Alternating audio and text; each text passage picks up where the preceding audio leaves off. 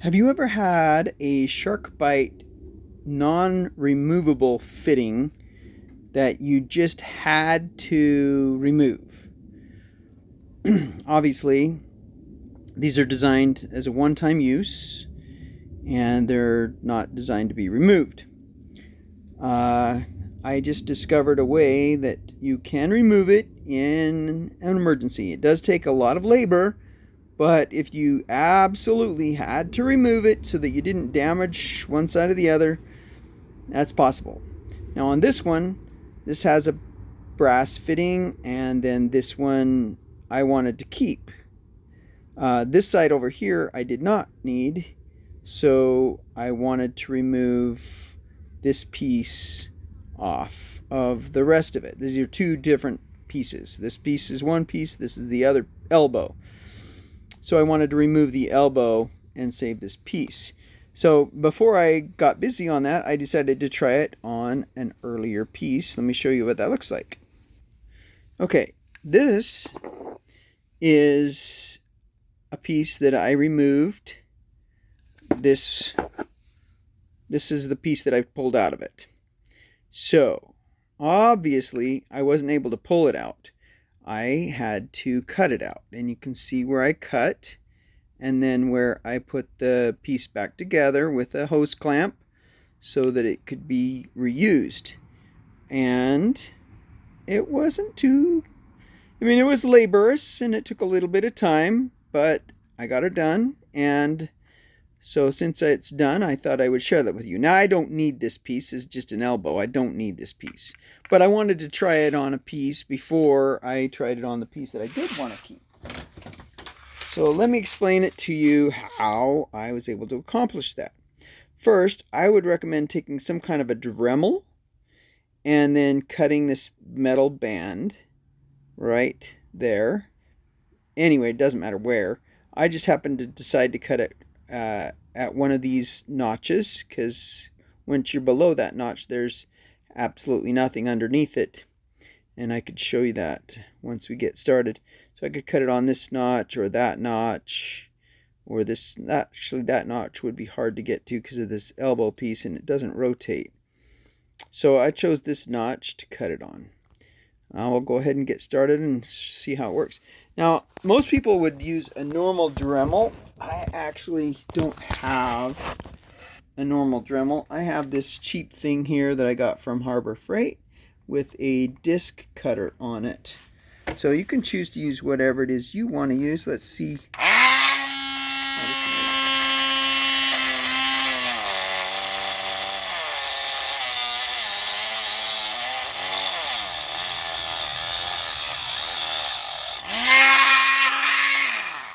So you can see, if I can get that to focus, that I've made a small dent. It's going to take me probably 5 or 10 minutes to finish it. But in a real pinch, you could get it done. And once again, this is the piece that I'm going to save, and this is the piece that I'm going to cut out open. And I even possibly could reuse this piece again, but I'm not going to. I just wanted to reopen it, or open it. Alright.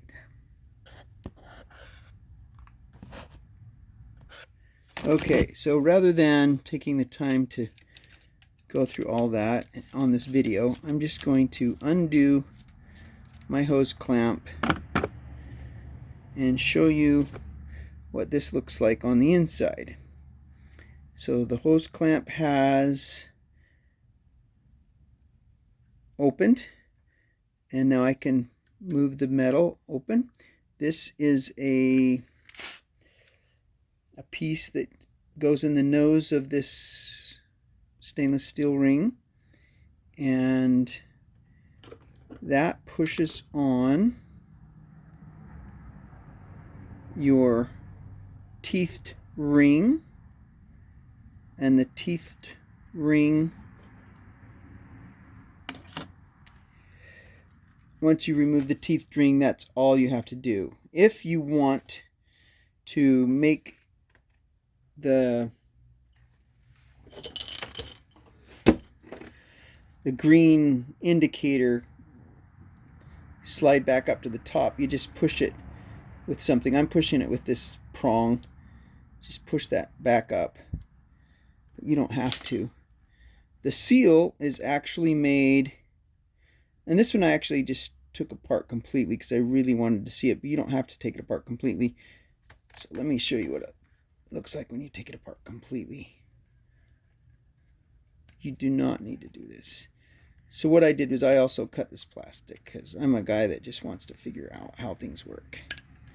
So this piece of plastic has been completely cut right here, but you don't need to do that on yours. Right here is the indicator ring, and this is the O-ring seal. That's the seal you do not want to damage, or else it will not seal. I wish it could focus better. There we go. It will not seal inside the tube is how it's sealing on this particular model, inside O-ring. Alright, so once again, indicator. This ring you do not need to take off. It should stay in place. And it goes there. And then your lock ring, and it's directional. It has to go in this direction so that it won't let the tube back out. Then your beveled ring, and the bevel matches the metal shield that goes over. Okay, and then line up the shield with the dimples that hold the shield in place, and then put a clamp on it. That's if you need to reuse it. I decided the reason why I'm not going to do another one is because on the other unit that I am saving, let's see if I can hold on. So what I'm going to do is I'm going to make sure that my dimples are lined up. This one is lined up, that one's lined up, this one is not perfectly lined up yet. Let's see if I can get it lined up. I've offset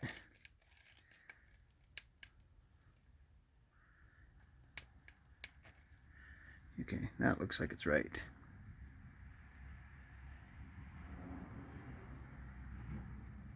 So that should work.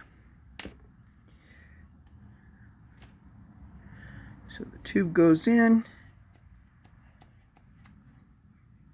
and if I push it really hard it will lock, but I'm not going to push it really hard because I'm not ready to try it yet.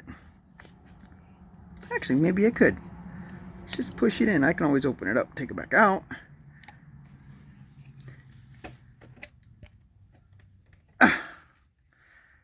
See, there's no indicator yet.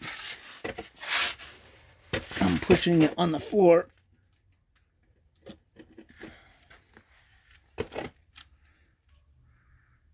It's not going on. I must have it too tight.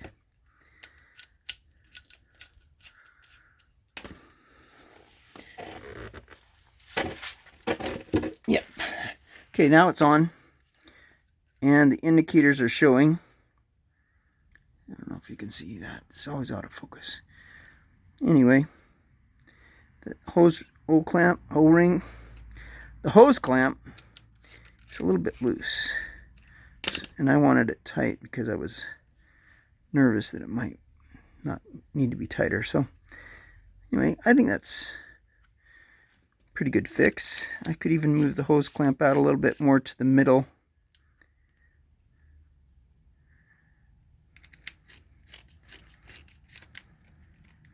I like to put my hose clamp over the slice, over the cut, because then it brings it together better. I can tell that this is too tight because when I rotate it, it's stiff. When I rotate this one, it's loose. So I backed it off just a little. Now they're the same. Okay, anyway, that was quite interesting. And if I wanted to get it apart, I guess I could demonstrate that again now too. Take the hose clamp off. Take the ring off. Take this beveled ring off. Pull my tube out. Now I've got this ring on this tube that I need to save. So I put the beveled ring back on. Has to go on opposite direction. That's not how I took it off. That's not it. I forgot. How I took it off was I took this metal ring, and it has to go on in the opposite direction. I squoze this part tighter, and then I push the tube the same direction that it went in. I pushed it farther. Let's do that again.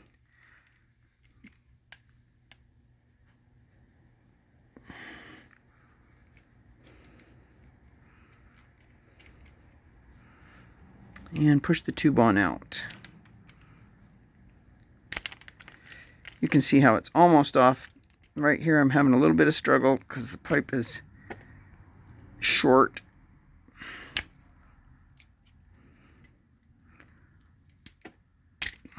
There we go. So this is the ring that we want to keep. Throw that tube away. Once again, put it back together.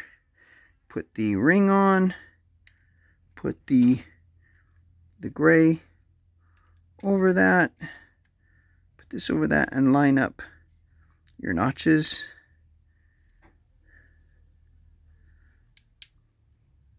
Put the hose clamp back on. Tighten the hose clamp.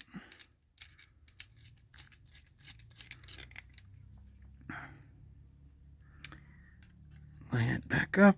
Double check your work.